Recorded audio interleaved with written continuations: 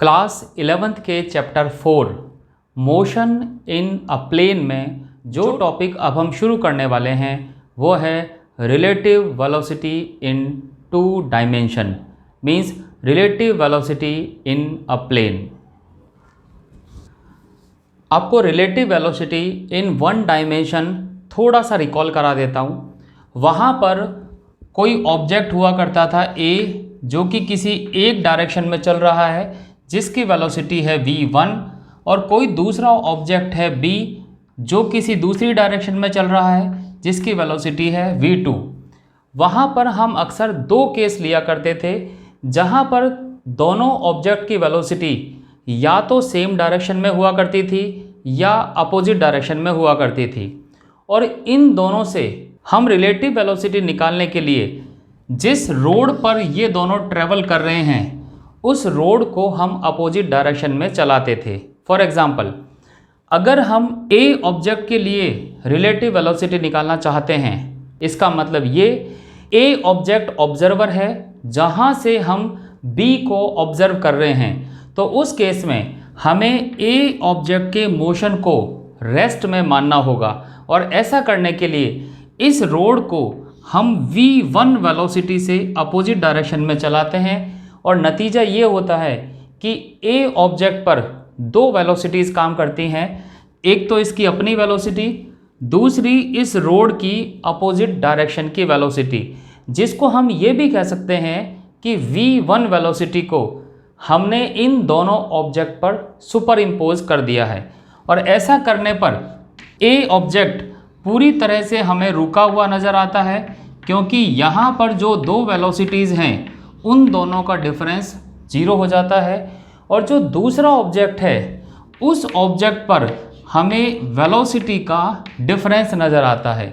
Means इस v2 velocity पर इस v1 वेलोसिटी को अप्लाई किया तो रिजल्टेंट वेलोसिटी हो जाएगी v2 माइनस v1, और इस तरह से हम B की रिलेटिव वेलोसिटी को A के रेस्पेक्ट में निकाल पाते थे। लेकिन अब हमारे पास क्या होगा, टू डायमेंशन का मोशन होने पर A वेलोसिटी की डायरेक्शन और B की डायरेक्शन अलग अलग हो सकती हैं, और उस केस में जब इनका डिफरेंस होगा तो वो डिफरेंस हमें वेक्टर सब्ट्रैक्शन मेथड से निकालना पड़ेगा। और इसको समझने के लिए हम फिर से एक छोटा सा डायग्राम बनाते हैं जिसमें हम इन चीज़ों को समझते हैं। मान लेते हैं एक ऑब्जेक्ट है A और दूसरा ऑब्जेक्ट है B। हम मान लेते हैं A ऑब्जेक्ट की डायरेक्शन है टुवर्ड राइट और B की डायरेक्शन है अपवर्ड। अगर हम A के रेस्पेक्ट में वेलोसिटी निकालना चाहते हैं तो दोनों पर सेम वेलोसिटी को सुपर इम्पोज करते हैं। मान लिया इसकी वेलोसिटी है v1, इसकी वेलोसिटी है v2, तो हम यहाँ पर v1 को सुपर इम्पोज करते हैं। तो ऐसा करने पर v1 में से v1 को सब्ट्रैक्ट करेंगे तो A की वेलोसिटी हो जाएगी 0, जिसके रेस्पेक्ट में हमें रिलेटिव वेलोसिटी निकालनी है। लेकिन यही काम जब हम यहाँ करेंगे तो ये हो जाएगा v2 माइनस v1। लेकिन यहाँ पर v2 माइनस v1 करना उतना आसान नहीं है। इस वेक्टर v2 में से हमें इस v1 को सब्ट्रैक्ट करना है। सब्ट्रैक्ट करने के लिए ये v1 की डायरेक्शन है, v1 के जस्ट अपोजिट माइनस v1 होगी, तो माइनस v1 को हम इस तरह से बनाएंगे और रिजल्टेंट डायरेक्शन होगी इनिशियल को फाइनल से मिलाने वाली, तो ये डायरेक्शन होगी v2 माइनस v1 डायरेक्शन। और इसको और ज़्यादा अच्छे से समझने के लिए हम एक क्वेश्चन करते हैं, और वो क्वेश्चन कुछ इस तरह से है। Rain is falling vertically with a speed of 35 meter per second. A woman rides a bicycle with a speed of 12 metre per second in east to west direction. What is the direction in which she should hold her umbrella? सबसे पहले हम इस question के data को समझ लेते हैं। यहाँ पर बारिश गिर रही है, वो वर्टिकल डाउनवर्ड डायरेक्शन में है, जिसकी वेलोसिटी है 35 meter per second vertically, means ऊपर से नीचे की तरफ।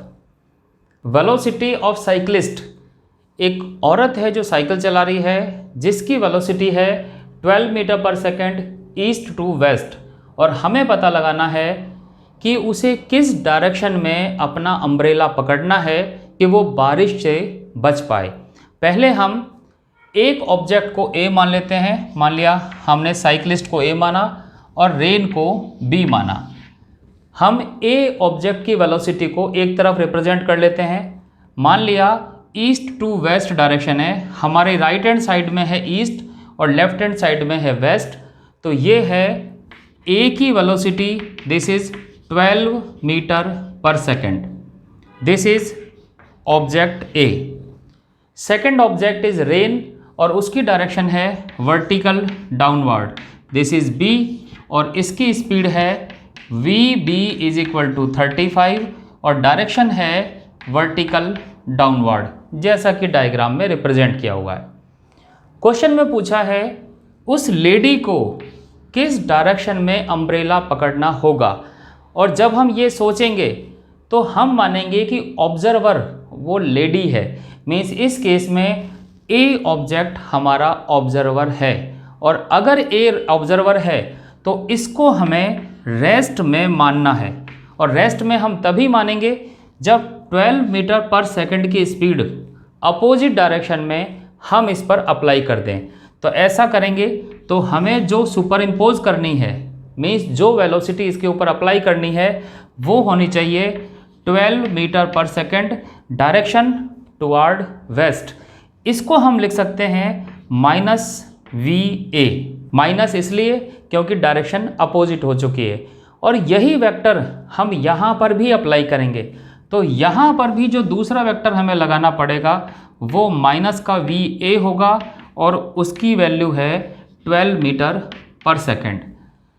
ऐसा करने से ए की जो रिलेटिव वेलोसिटी है वो तो यहाँ पर 0 हो जाएगी, लेकिन जो बी की वेलोसिटी आएगी वही हमारा आंसर होगा।